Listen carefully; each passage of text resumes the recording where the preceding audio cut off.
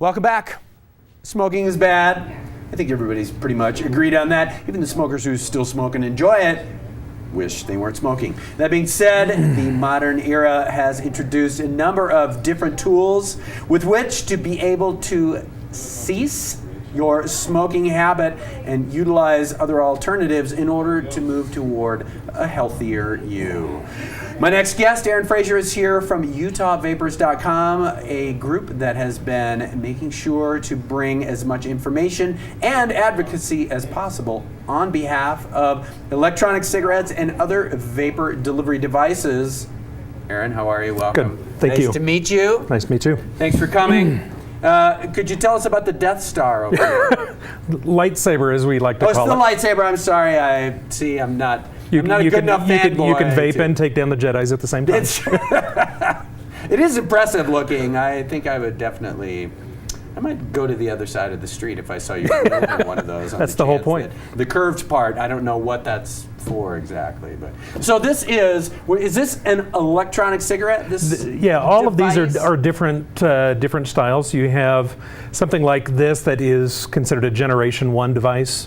It's the first one that came along. They look like cigarettes. They've been around for the last 6-7 years. Going up to the Generation 2 devices, which look more like cigars.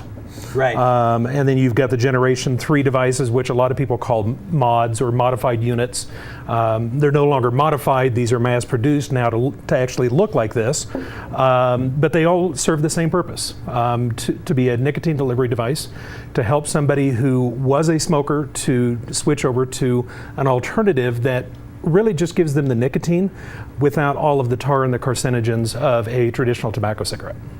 So this, for you, is your alternative to having been a smoker? Yes. I was a smoker for 24 years. Wow. Picked up back when I quit. This was the only style of device that was available. And I never picked up a regular cigarette after picking one of these up. And it's been over 3 years now. Good for you. So, I have to imagine you feel better. I feel a lot better. I can go to the gym when I go to the gym, and I can actually, run on the treadmill for an hour. I can do weights, I can do cardio, and not have a problem at all. Got your breath. Yep. So let's talk about why you formed this organization, what your aims are, and talk about kind of advocacy versus information dissemination, because I know that a lot of people get their news from something they overheard and don't necessarily really check the facts. Also, as Evan aptly pointed out, sometimes they'll just take things that a bald guy on television said as verbatim as the God's honest truth, and it's really not the case in many, many situations. Talk about these devices, what's happening in the legislature, what's being attempted to be passed in the legislature, and about your activity. Okay, so the high-level overview, Utah Vapers was started in 2011. Started as a social organization and has slowly morphed into advocacy, and just this last year into a trade association for the manufacturers and the retailers. So we've introduced a set of standards, a set of regulations. What the state has been trying to do over the last 2 years, we've accomplished as an industry ourselves, and we're one of the very few industries or pieces of the e-cigarette industry nationally who's actually been able to successfully introduce regulation and get all of our retailers behind it. So we feel we're ahead of the 8 ball. The labeling, this year's bill really is focused on things like childproof caps, proper labeling, manufacturing quality, and the inspections. We're already doing that. It's what this bill is trying to do this year. Besides all of that, they want to introduce licensing. None of the electronic cigarette stores, the specialty shops, are licensed like a tobacco shop would be, because we don't sell tobacco, we just sell these products. So they're wanting to introduce some licensing, but they're also wanting to kind of take it a step further and actually try and regulate manufacturing in all 49 other states. Which we feel is a bit of a stretch for a state health department or a state agency to be doing. That's something that needs to be coming from the FDA, not from the state level.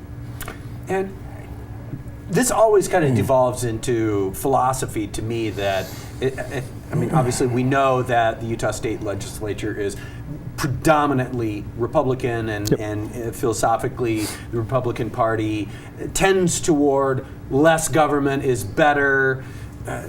all of the great standard bearers from Ronald Reagan forward about smaller government, and then here we are in a situation where this regulation, it sounds like, and I don't mean to characterize what you're saying or to characterize the feelings of folks who are in favor of this legislation, but it sounds to me like you're already taking steps in the direction of what this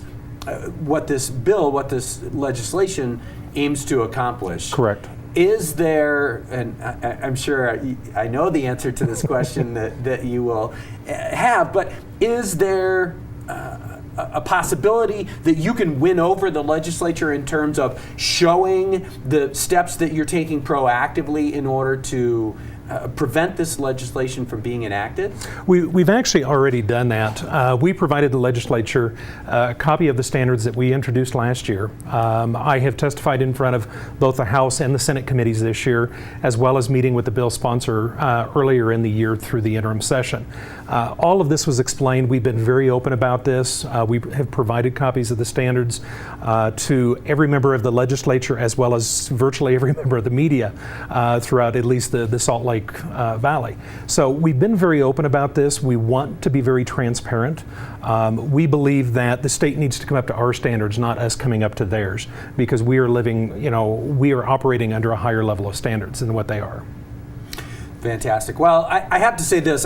One of the reasons that I wanted to have you here was that I was very impressed by how organized and how level-headed you are and your group is in terms of not making this into overly adversarial kind of conversation. And it seems as though the work that you've already done and what you've already accomplished in your goals would seem to back that up. Yeah, we try very hard to stay on top of it and try and stay ahead of the curve. We meet throughout the year with different health departments, with different state agencies, trying to educate them on what the product is, what the dangers are. We work with researchers around the world to help them understand what it is our state agencies are looking for as it relates to data. And there's studies coming out every day. In the time I've been here in the studio, there were 2 more that have been released today. Really? So they're coming out just really, really fast right now, and it's really hard to keep up with it. But when we do get that information, we do try and disseminate it out so everybody does have the information. And you are at utahvapers.com? Correct. I'd like to issue an invitation to have you come back and keep us posted on this, because I know this isn't done. There are a lot more people using these devices, and we appreciate having you here, and I hope you'll come back and see us once again. I appreciate it. We've got to take a quick break. I'm not sure which. We're going to have some more Ryan Ennis after this, so please stay tuned to Mountain Views on Park City Television.